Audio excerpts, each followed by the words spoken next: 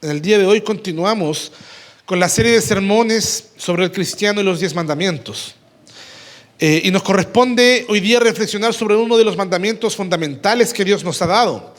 En el versículo 13 del capítulo 20 del libro de Éxodo, el Señor dice dos simples palabras, una negación a un acto. Nos dice, no matarás, ¿verdad? No matarás. Este mandamiento, hermanos, en su esencia solo nos llama a respetarla, no solamente nos llama a respetar la vida, sino que lo que hoy día vamos a tratar de ver es cómo a través de este mandamiento nos encontramos frente a algo mucho más profundo que el Señor nos manda. Hermanos amados, en el versículo 13 del capítulo 20 de Éxodo se nos dice claramente, no matarás, no matarás. Pero este mandamiento en su esencia no solamente nos llama a respetar la vida, no solamente nos llama a no tomar un puñal y clavárselo a alguien, ¿verdad? Sino que nos llama y nos invita a ver mucho más allá de la ley misma, a ver qué es lo que hay en el corazón y cómo nuestro corazón protege y vela por el bienestar del otro. ¿Cuál es el peor pecado que alguien pudiese cometer contra alguien? Quizás la sociedad podría llegar a unánimemente decir matar, ¿verdad? Matar a alguien podría ser catalogado como el peor de los pecados que alguien puede cometer contra otro ser humano. Bien, nosotros al entender que la ley es elíptica, el Señor no solamente nos llama a no matar, sino también nos llamará y nos invitará a hacer todos los esfuerzos posibles para preservar la vida del otro, para buscar el bienestar del otro. El catecismo de Heidelberg, hermanos, nos pregunta en su pregunta 105, ¿qué requiere Dios en el sexto mandamiento?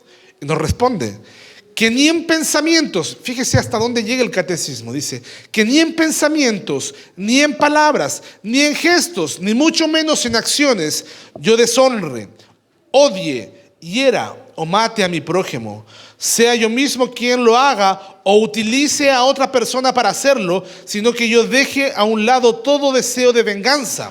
Y ahora viene la característica elíptica, dice, y también se requiere que no me hiera a mí mismo ni exponga voluntariamente ningún peligro. Por esta razón el magistrado está armado con la espada para prevenir el asesinato.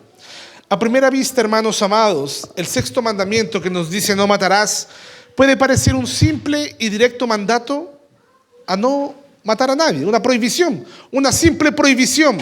En su superficie es un claro llamado a la abstención a la violencia física, a que no seamos violentos, a que no busquemos dañar físicamente al otro, ¿verdad? Y no busquemos asesinar a nadie. Sin embargo, cuando profundizamos en el significado, vamos a ir descubriendo que este mandamiento abarca mucho más que una simple prohibición de quitar la vida, sino que vamos a ser invitados a reflexionar sobre la esencia del respeto a la vida humana.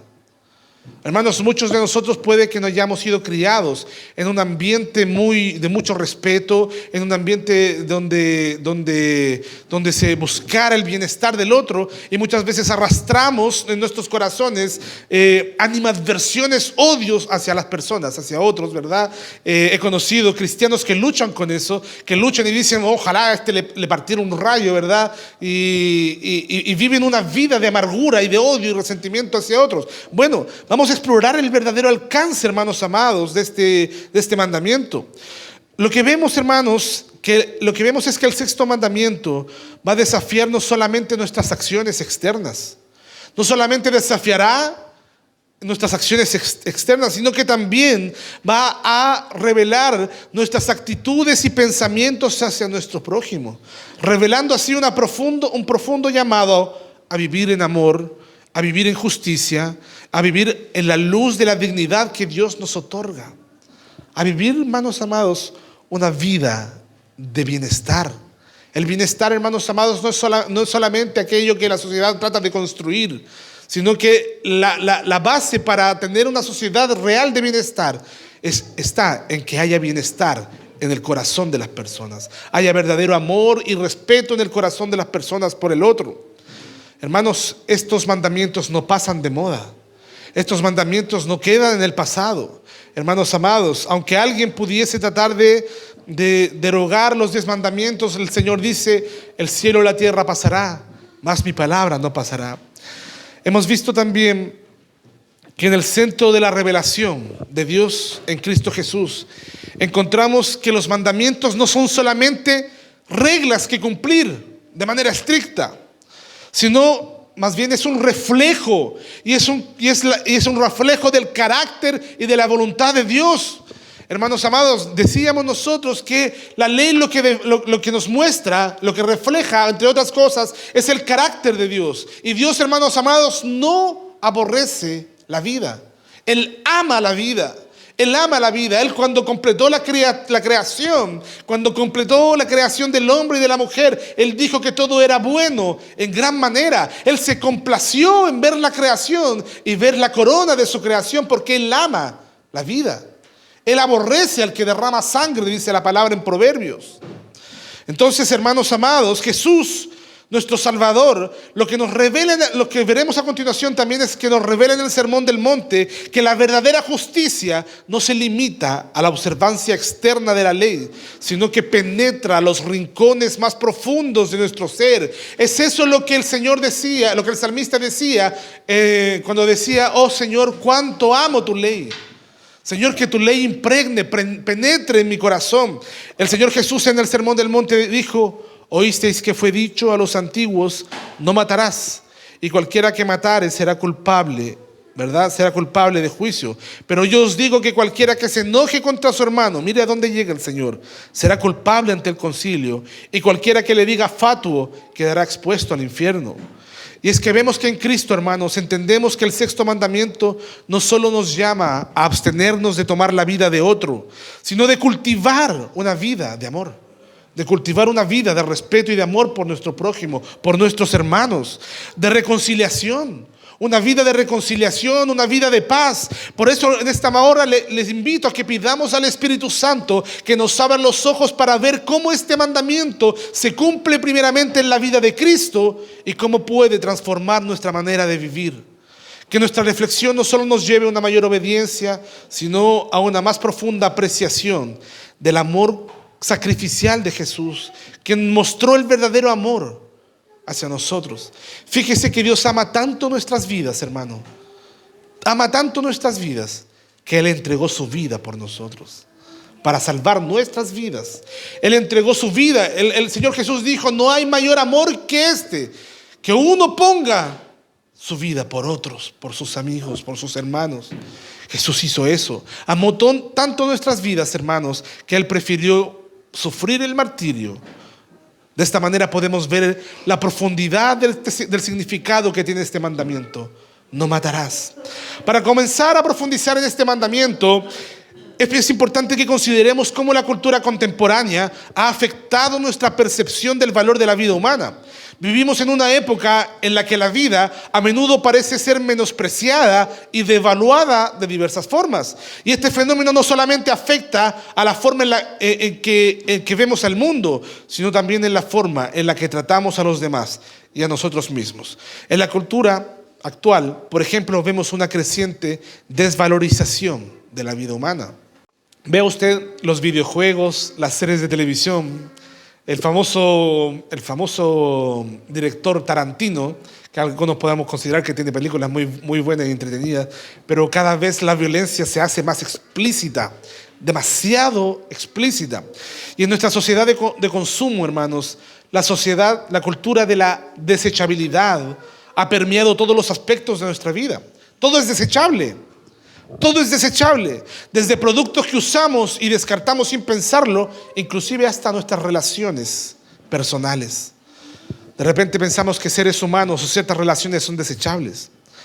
La desechabilidad se manifiesta en una actitud que considera a las personas como intercambiables, como prescindibles, como que hoy día puedo estar con alguien, pero al día siguiente, si me da la tontera, ya no. Es desechable, ¿verdad? Especialmente cuando enfrentamos inconvenientes o desafíos. Algo no me gustó, permiso, lo desecho de manera instantánea. Hermanos, fíjese que el Señor Jesús nos dice algo y nos dice cómo debemos enfrentar los pecados de los demás. Primeramente dice: si tu hermano ha pecado contra ti, ve tú personalmente y hazle ver su pecado con el fin de restaurar la relación. Si no te hace caso, busca testigos. Ahí tienes al consistorio de la iglesia, ¿verdad? Busca testigos para arreglar la situación. Y si no se arregla la situación, puedes hablarlo con la iglesia y tenle como un gentil, dice la palabra, ¿verdad? O sea, no es que yo venga y porque alguien me dijo algo malo y me cayó mal, yo desecho esa relación y rompo mis relaciones de manera desechable.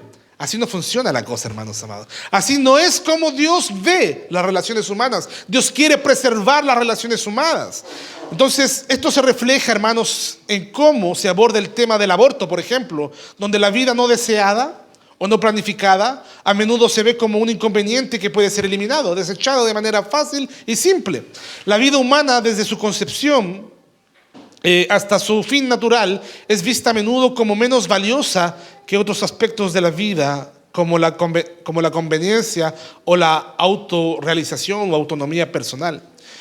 Otros aspectos dolorosos de la desvalorización de la vida humana, hermanos, en nuestra cultura, es el aumento de la violencia. Conversábamos hoy día en la mañana, el hermano nos contaba cómo afuera donde él iba a comprar unas ricas empanadas habían acribillado a una persona. Todos los días salen videos, hermanos, de cómo acribillan a personas, acribillan. O sea, cómo llenan de balas a una persona entre varios. La violencia, hermanos, en los medios de comunicación, la brutalidad en las calles, y el creciente número de conflictos, de guerras, han contribuido a una visión desensibilizada de la vida humana. No hay sensibilidad por la vida humana. No hay sensibilidad. La proliferación de la violencia en los medios y la cultura del entretenimiento puede hacer que la vida y la muerte se conviertan en conceptos abstractos. Es más, de repente nos insensibilizamos tanto que aún nos cuesta ver el martirio de nuestro Señor Jesucristo con sensibilidad. Hermanos, esta desensibilización puede llevar a una falta de empatía, a una disminución del respeto por la vida en todas sus formas. Y por eso en la cultura actual, hermanos, vemos también una crisis de identidad que afecta la forma en la que valoramos nuestras propias vidas y las de los demás. La constante comparación en las redes sociales, por ejemplo. El aumento de la presión para cumplir con estándares inalcanzables de belleza y éxito.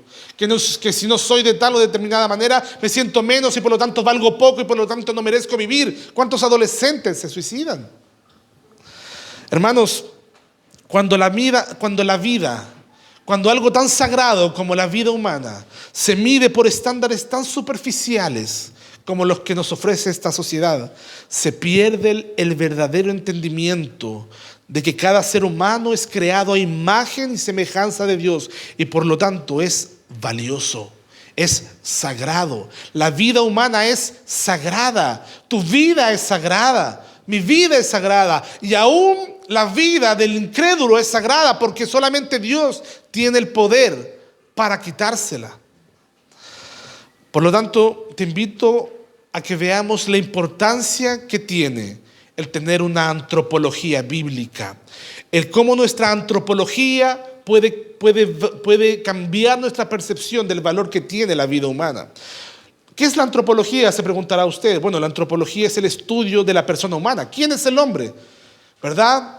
¿Quién es el hombre? ¿Cómo es el hombre? ¿Cuál es el problema del hombre? ¿Cómo supera sus problemas el hombre? Eso son las cuestiones que nos viene a responder la antropología en términos generales. Y las distintas cosmovisiones en el mundo abordan al ser humano de diferentes maneras y en muchos casos diluyen el valor de la dignidad de la vida humana. Por ejemplo, el materialismo marxista, usted ha escuchado hablar del materialismo histórico, que es el materialismo marxista, atenta contra la dignidad de la vida humana. ¿Por qué? Porque reduce el valor de las personas simplemente a factores materiales y económicos. De hecho, ¿ha escuchado la frase desalmado? Alguien que es desalmado es alguien que no tiene alma. Bueno, el materialismo histórico plantea que el hombre no tiene alma, es solamente materia, ¿ya? Es solamente materia. Desestimando su dignidad intrínseca como creación de Dios y su dimensión espiritual, lo que puede llevar a una despersonalización y justificar, por lo tanto, la violencia en nombre de objetivos ideológicos. ¿Sabe usted ¿Por qué los regímenes comunistas, por ejemplo, no han tenido problemas a lo largo de la historia en matar a más de 100 millones de personas? ¿Por qué no tuvieron problemas con hacerlo? Porque en la cosmovisión marxista no existe tal cosa como el valor del alma de un hombre. No existe tal cosa como el valor del alma de un hombre. Por eso se le llama materialismo histórico, porque no creen en el valor inmaterial del hombre, o sea, en lo espiritual, en lo que respecta al alma. Los hombres son reducidos solamente a un cúmulo de células materiales que tienen valor solamente cuando son útiles para la revolución, pero cuando no, no sirven. Y piensen otra cosa, yo pienso solamente, siempre se ve el materialismo desde un punto de vista histórico como el marxismo, pero hoy existe un materialismo imperante en la sociedad actual que tiene que ver con el consumismo, que tiene que ver con que si vales, si vives de providencia para arriba o no, con que si vales, tienes valor, si vives solamente en determinada ciudad o tienes determinados ingresos materiales, pero si no, no vales tanto.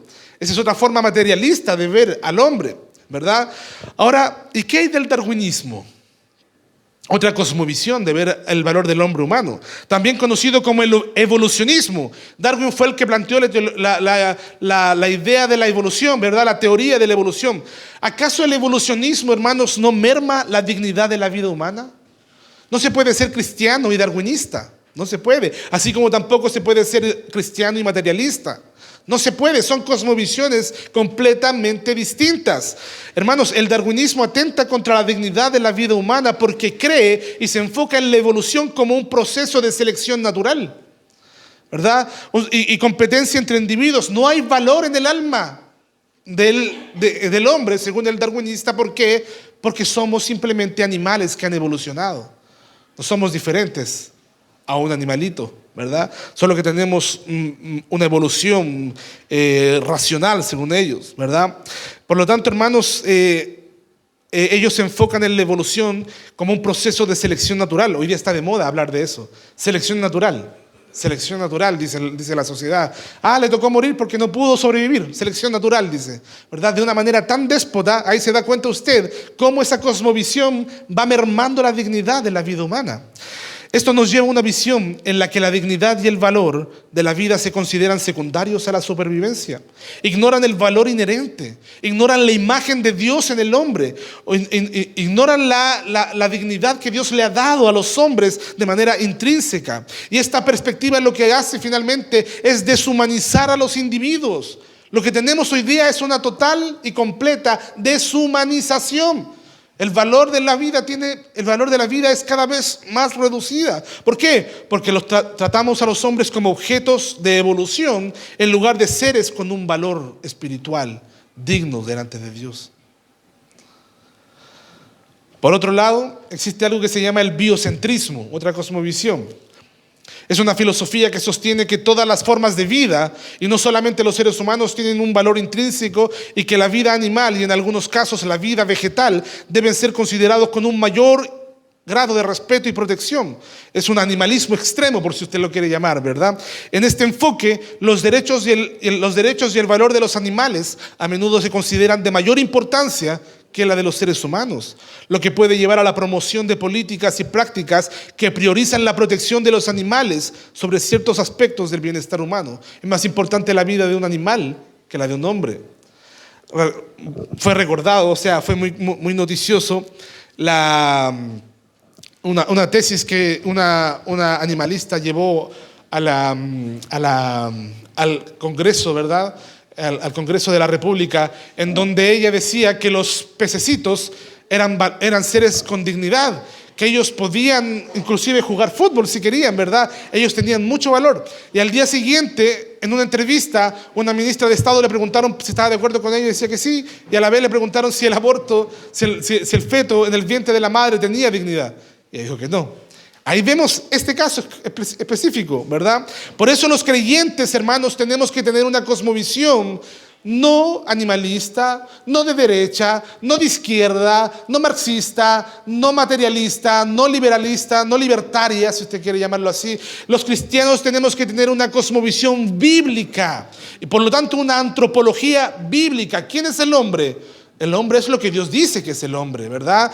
Y ya que ya que al tener una antropología bíblica, hermanos, ya que tener una antropología bíblica es fundamental para comprender el valor de la vida humana. Las Escrituras nos enseñan que cada hombre y cada ser humano es creado a imagen y semejanza de Dios. Eso es lo que nos dice Génesis capítulo 1, versículos 26 al 27. Nos dice: entonces dijo Dios, hagamos al hombre a nuestra imagen, conforme a nuestra semejanza, y señoree en los peces del mar, en las aves de los cielos, en las bestias, en toda la tierra y en todo animal que se arrastra sobre la tierra. Y creó Dios al hombre a su imagen, y a imagen de Dios lo creó, varón y hembra los creó. Esto le da, hermanos amados, a cada persona un valor intrínseco y sagrado.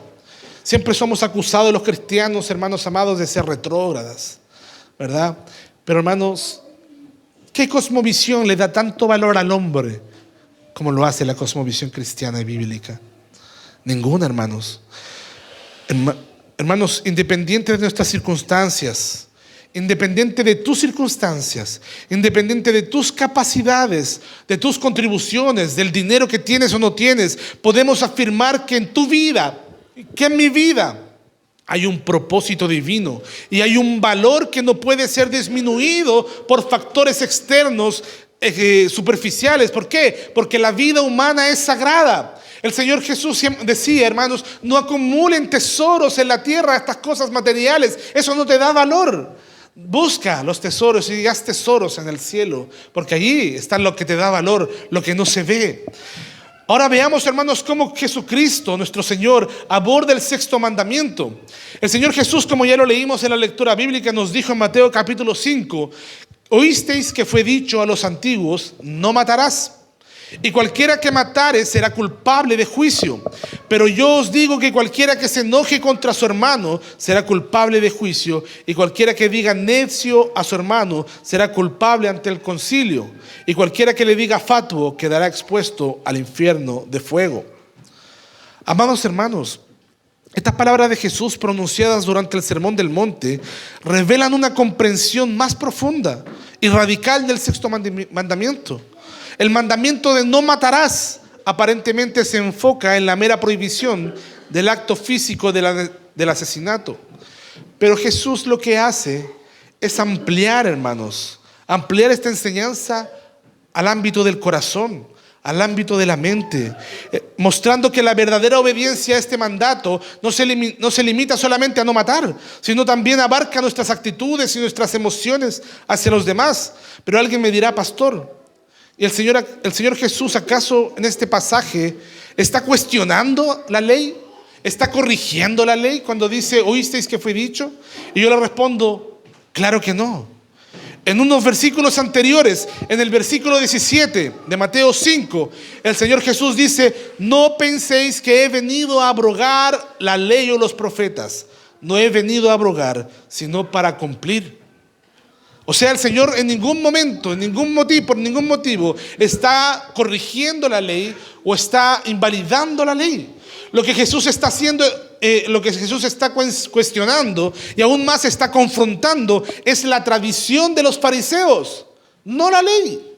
Vea una cosa: el Señor Jesús, cada vez que se refería a la ley o a cualquier parte de la Escritura, ¿qué es lo que decía? Por ejemplo, en la tentación, cuando Satanás lo venía a tentar, ¿cómo le respondía el Señor? Escrito está, ¿cierto? Escrito está. Siempre que Él se refiere a las Escrituras, Él lo hace en esos términos: escrito está. Y cuando el Señor dice escrito está, siempre lo hace para citar una porción de las Escrituras. Pero por otro lado, cuando el Señor Jesús dice oísteis que fue dicho, o han oído que se dijo, como es en este caso, está haciendo referencia al Talmud o a la halajá, que es la tradición oral transmitida por los fariseos, por los rabinos. Entonces, en el Nuevo Testamento, hermanos, cuando el Señor Jesús desafía las tradiciones, no está cuestionando directamente el contenido de las Escrituras. Él lo que está haciendo es criticar cómo la tradición oral ha malinterpretado y distorsionado esos textos. Los judíos, los fariseos, hermanos, eran gente muy astuta, hermanos, que torcían con la tradición que torcían la tradición de manera de cumplir de manera literal la ley, pero de manera solamente de manera superficial, porque buscaban otros resquicios para asesinar, por ejemplo.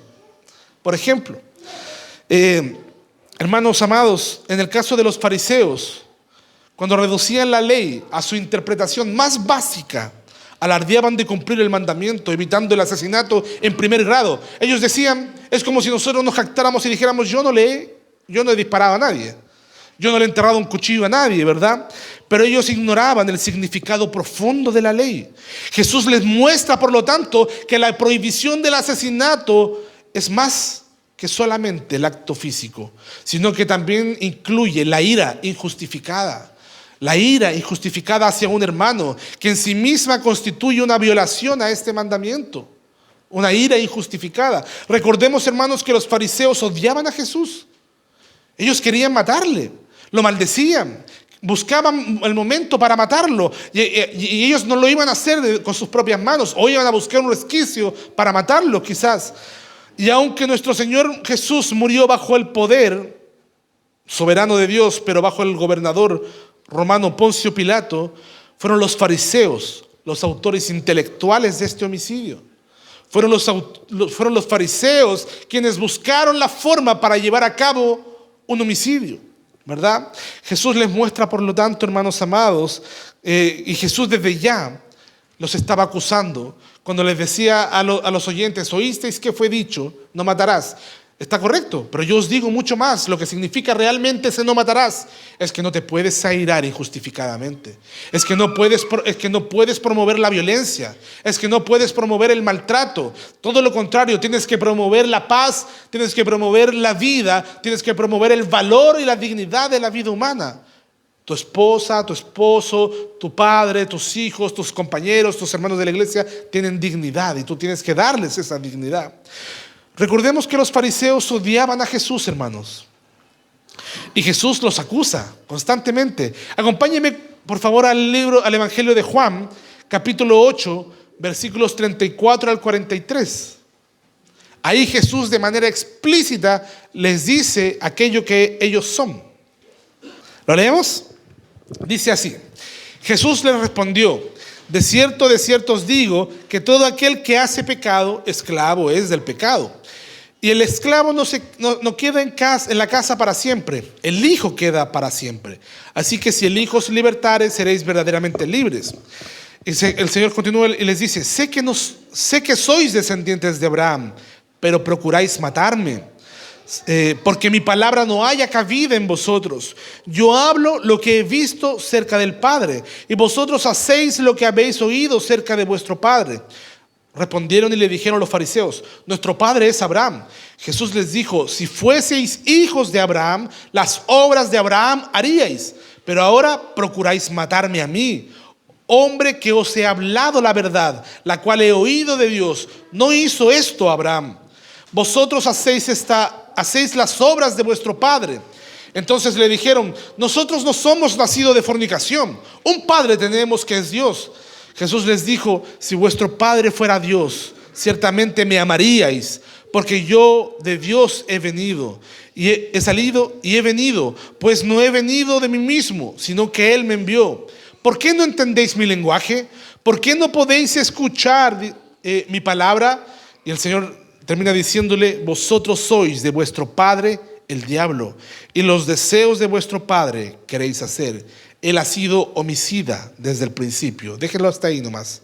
Amados hermanos, lo que el Señor hace y dice por medio de este pasaje es que Él no solamente aborrece el homicidio, sino que también aborrece y condena cualquier cosa que menoscabe el valor humano o promueva la violencia y la división entre los hombres.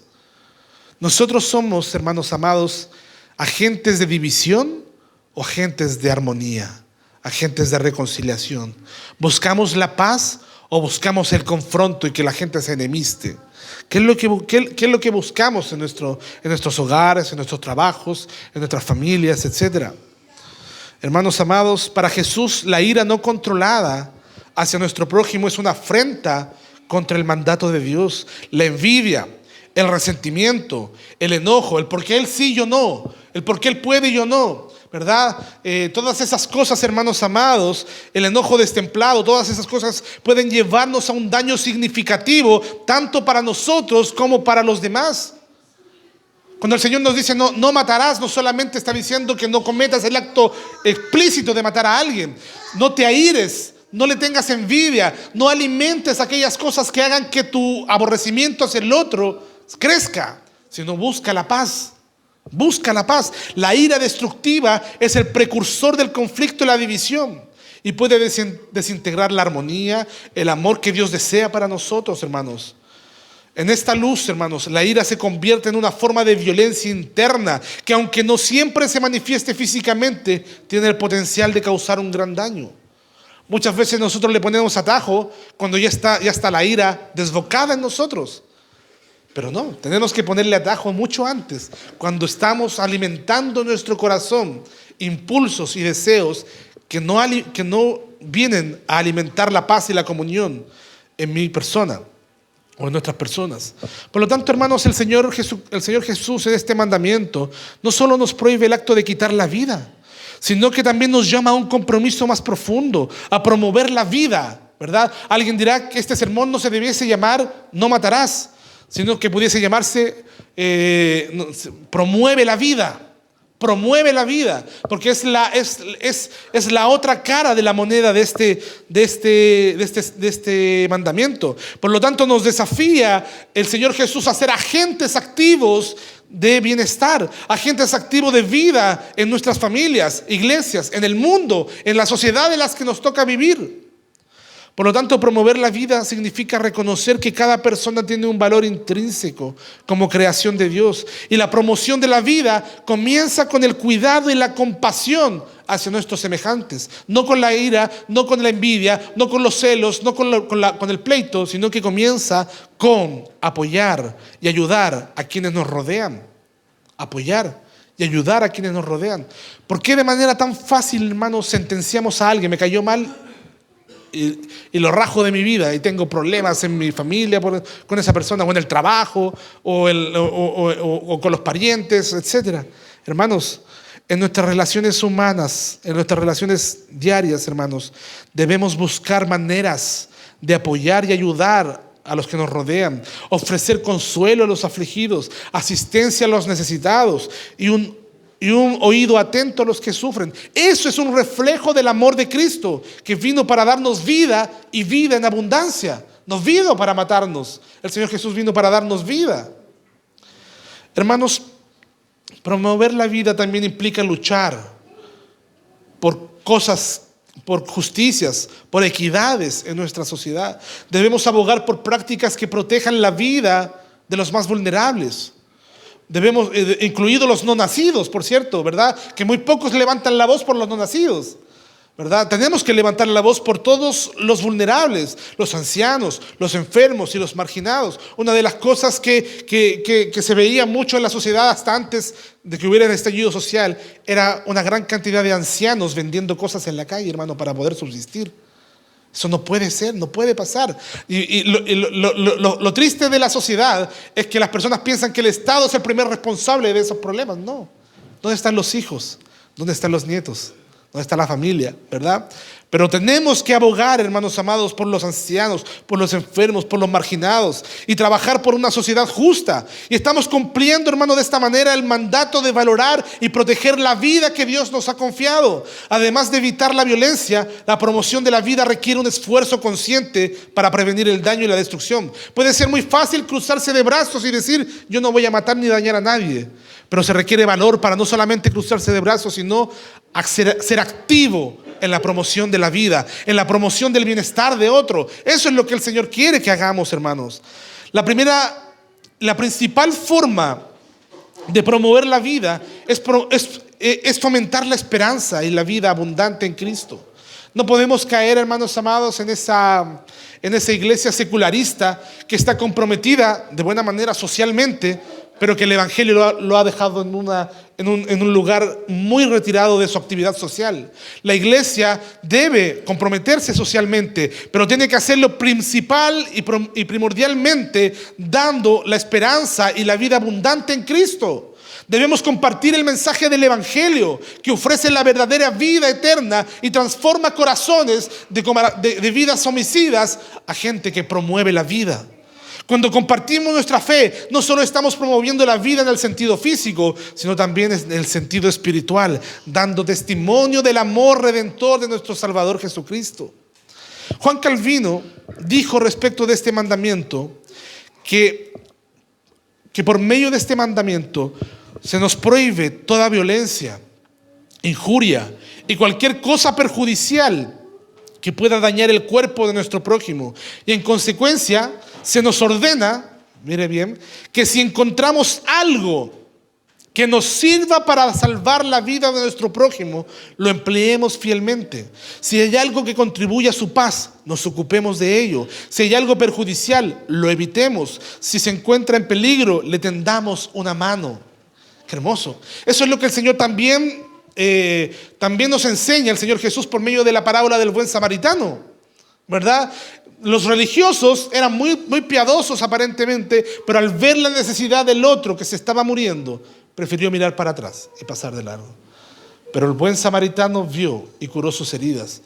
¿Qué pasa con los vecinos que muchas veces padecen, sufren? Abuelitas que están abandonadas en nuestros mismos barrios y de repente sabemos que están ahí.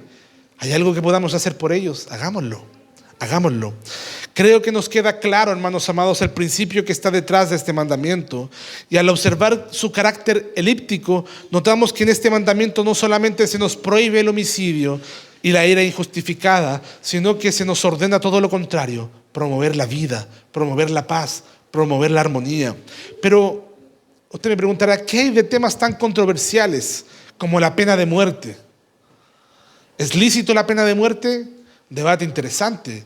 ¿Es lícito el aborto? ¿Qué hay si estamos en la guerra? Si tenemos que tomar armas y ir a defender nuestro país por la guerra. ¿Qué hay? ¿Es lícito matar? Son temas bien controversiales, ¿verdad? Abordemos muy resumidamente algunos de estos puntos, controversias sobre el sexto mandamiento. Primeramente, la pena de muerte. Algunos críticos de la pena capital sostienen que el sexto mandamiento prohíbe matar bajo cualquier circunstancia. No obstante, esta perspectiva ignora que en la tradición bíblica la violación del sexto mandamiento era castigada con la muerte. De hecho, la pena capital por asesinato se estableció mucho antes que los 10 mandamientos. Se estableció en Génesis 9, que lo leímos en la lectura bíblica, cuando Dios le dice a Noé en el pacto noético, que es un pacto universal, le dice: cualquiera que derramare sangre humana, por el hombre será derramada su sangre. O sea, hay una sentencia de muerte para aquel que es homicida.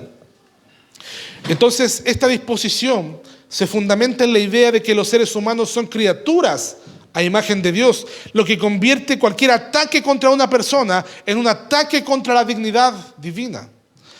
Algunos dirán, matar a un asesino no te hace eliminar a un asesino, te hace convertirte a ti en un asesino. Es un buen debate, es un lindo debate, ¿verdad?, al respecto. Pero vemos en la Escritura de repente que Dios mismo establece la pena de muerte como una opción ante estos actos que violentan la dignidad de la vida del hombre. Muchas veces la gente levanta la voz y pide pena de muerte contra crímenes que son horrendos, hermanos. Porque naturalmente no podemos comprender cómo alguien puede matar a alguien, cómo alguien puede violar y asesinar a alguien, ¿verdad? O a personas de repente que están muy indefensas, inclusive. La gente de manera natural, por esa ley natural que Dios puso en ellos, levantan su voz y dicen: ¿cómo es posible? Es una aberración. Requerimos pena de muerte. Hermanos, pongo el debate sobre la mesa. El Señor, hermanos amados, nos dice, antes de la ley de Moisés, inclusive nos dice: cualquiera que derramare sangre del hombre. Por el hombre será derramada su sangre. La vida humana es considerada sagrada, hermanos. Y en este caso el asesinato premeditado y malicioso, la pena correspondiente para estos casos en las escrituras, en la Biblia, era la ejecución del culpable, era la muerte del culpable. Sin embargo, antes de llevar a cabo cualquier ejecución en Israel, se seguían ciertos procedimientos legales y rigurosos para asegurarse que a nadie se le condenara siendo inocente. Porque también podría ser mal utilizado una pena como esta, ¿verdad? La culpabilidad del asesino debía ser 100% confirmada por al menos 2 testigos presenciales. Y estos testigos enfrentaban la pena de muerte si eran declarados culpables de falso testimonio. Para que vea que había mucha seriedad en el tema, no era liviandad. ¿Por qué? Porque en todo esto está en juego, ¿qué cosa? La dignidad y el valor de la vida humana. ¿Y qué hay del aborto, hermanos? En las primeras etapas del debate sobre el aborto, el enfoque principal era determinar si el feto era un ser humano vivo o no. Sin embargo, con el avance de la tecnología y los estudios embriológicos, la mayoría de los expertos coinciden en que el feto es un ser humano en desarrollo desde el momento de la concepción. De la concepción hay vida, hermanos amados. Hoy en día el debate ha evolucionado a una cuestión más bien filosófica. Ya el debate no es si hay vida o no hay vida. El debate es si es moral o no moral. Es filosófico, ¿verdad? Y ético. Y muchas personas que apoyan el aborto reconocen que el feto es un ser humano vivo, pero argumentan que la mujer tiene un derecho superior de elegir sobre su propio cuerpo y vida y su salud. Esta perspectiva prioriza la autonomía y la libertad individual sobre la vida del feto. Sin embargo, esta postura plantea interrogantes morales profundos y significativos. Si ellos reconocen que el feto es un ser humano vivo, ¿cómo se justifica su eliminación? ¿Cómo podemos justificar el matar a un ser humano vivo? ¿Verdad? ¿No implica esto una contradicción? Hay una contradicción, porque ellos dicen la mujer tiene el derecho sobre su propia vida, ¿verdad? ¿Por qué? Porque la vida tiene valor. Pero ¿no es acaso esto una contradicción entre el derecho a la vida y el derecho a elegir? La postura bíblica sostiene, hermanos amados, que la vida humana es sagrada y merece protección desde la concepción hasta la muerte natural. En este sentido, el aborto no promueve la santidad de la vida humana. En lugar de valorar y proteger la vida, se prioriza la conveniencia y la autonomía individual. Y esto es una aversión contra el 6º mandamiento, y la iglesia no puede vacilar en decirlo con valentía. En decirlo con valentía. Quizás, aquí voy a decir algo que a alguien le puede parecer no correcto. Quizás el único caso en el que se pudiese justificar el aborto, hermanos amados, sería cuando está en riesgo la vida de la mujer. Porque si la mujer va a morir, ambos van a morir, el feto también, ¿verdad? Ambos van a morir. Y por lo tanto, a veces es necesario para preservar la vida de la mujer, inducir un aborto en estos casos, ¿verdad? Pero este es un debate interesante, hermanos, pero nosotros tenemos que entender que las Escrituras es clara cuando se refiere a la vida humana. Me salté la guerra, hermanos. El tema de la guerra también. Según el Nuevo Testamento, Dios le concede a los gobernadores, a los gobiernos, la autoridad para usar la fuerza. Sin embargo, esta autoridad debe ejercerse de manera responsable. No puede venir un gobernador, ¿verdad? Un presidente, ¿verdad? Y quitarle la vida a alguien, o un policía y quitarle la vida a alguien de buenas a primeras. Eso no puede suceder, jamás debiese suceder. Lamentablemente en nuestra historia cívica tenemos un historial de esa magnitud, ¿verdad? De esas características. Sin embargo, hermanos, la labor del gobernante es proteger la vida de los inocentes y defendiendo las causas justas. ¿Sabe para qué fue creado los estados? ¿Sabe para qué fue creado el concepto de Estado? ¿Para qué se pusieron de acuerdo los seres humanos para crear el Estado? En este caso de Chile, por ejemplo. ¿Para qué? Para que el Estado pudiese dar seguridad a las vidas de las personas. Esa es la principal función de un gobierno, ¿verdad? La principal función de un gobierno es ¿cuál? Preservar la seguridad dentro de su población, ¿verdad? Castigar a los malos, ¿verdad? Promover la justicia. Hermanos amados, esta es la base de la teoría cristiana de la guerra justa. Por ejemplo, filósofos como Agustín y Tomás de Aquino argumentaron que aunque la guerra es inherentemente problemática, es algo problemático, la participación en ella puede ser justificada en ciertas circunstancias. Cuando una nación es atacada, por ejemplo, ¿qué pasaría si una nación es atacada? Su líder civil tiene la obligación moral de defender a su pueblo y prevenir más violencia mediante la fuerza necesaria. Alguien dijo que las fuerzas, los ejércitos, las fuerzas armadas de los países, más están puestas en los estados, no tanto para promover la guerra, sino para promover la paz. Es como para mostrarle los dientes, ¿verdad?, a cualquier invasor que quiera venir a dañarnos. Es como cuando tú pones a tu perro pitbull en la reja en la noche, sabiendo que no cualquiera va a pasar, ¿verdad?, a tu casa, sabiendo que hay un perro que puede morderlos. Bueno, hermanos amados, hay razones válidas de repente para que un cristiano esté en la guerra, pero sigue siendo un tema controversial, igual que el tema del aborto, igual que el tema, hermanos amados, de la pena de muerte. Pero para ir concluyendo, hermanos, yo te invito en esta hora a reflexionar sobre este precepto, ya que tenemos que entender que este mandamiento va mucho más allá de simplemente prohibir el asesinato físico, porque tú y yo personalicemos este asunto. Tú y yo somos llamados, hermanos amados, a valorar la vida como un regalo sagrado de Dios, a abrir tus ojos cada mañana y decir gracias, Dios, por un nuevo día de vida, ¿verdad? Y al reconocer la dignidad de cada ser humano, creado a la imagen del Señor. Todo ser humano ha sido creado a imagen de Dios. Jesús, hermanos, nos enseña y nos enseñó en el Sermón del Monte una amplia comprensión sobre este asunto, y nos recuerda que inclusive la ira y el desprecio al otro puede desvirtuar nuestras relaciones y alejarnos del amor de Dios y del valor de la vida humana. Hermanos, puede que alguien no sea necesariamente, ¿verdad?, una monedita de oro. Dice, nadie es monedita de oro. Puede que alguien no te caiga necesariamente de manera excepcional. Pero hermano amado, nada justifica, hermana amada, nada justifica que no promovamos la paz y la armonía dentro del hogar, dentro de la iglesia, dentro de la sociedad. Hermanos, como cristianos somos llamados a vivir en reconciliación, a practicar el perdón, hermanos, a cultivar una comunidad donde la vida sea protegida y promovida. Estamos viendo la forma, hermanos amados, de bendecir a nuestros niños, de proteger a nuestros pequeños, ¿verdad? Oramos todo el tiempo por ellos. Es un mandato, hermanos amados, muy importante, porque en un mundo marcado por la violencia y el desamor, somos desafiados a ser actores de paz, actores de esperanza, ¿verdad?, reflejando el amor incondicional de nuestro Señor y Salvador. Hermanos, ¿y dónde vemos ese amor incondicional de Cristo? En la cruz del Calvario. Él estuvo dispuesto a entregar su vida para salvar la vida de otros. Nosotros, hermanos, actuemos de la misma forma. Que esta verdad nos inspire a actuar con compasión, a ser empáticos, a buscar siempre y edificar y no destruir, a buscar complacer al otro. El Señor, la palabra también nos dice que vuestra gentileza sea conocida por todos los hombres, dice la palabra. ¿Por qué tienes que ser desagradable con ciertas personas? Sé gentil. Seamos gentiles, ¿verdad?